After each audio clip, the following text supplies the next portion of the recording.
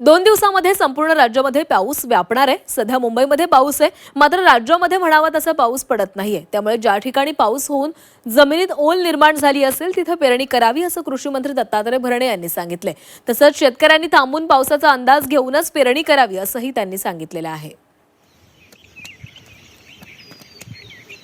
ज्या ठिकाणी जमिनीमध्ये ओलावा तयार ज्याच्याकडे आहे त्यांनी पेरणी केली तर त्यांना पेरणी करायला हरकत नाही, पण अजून ज्या ठिकाणी अजून जमिनीमध्ये ओल नाही आहे अशा अजूनही त्या बाबतीमध्ये शेतकऱ्यांनी थोडं थांबून पेरणी करावी, पावसाचा अंदाज बघून पेरणी करावी हे मी राज्यातल्या शेतकरी बांधवांना करतोय। परंतु निश्चित प्रकारे गेली 2 दिवस एक आशादायी चित्र या पावसाचं दिसतंय।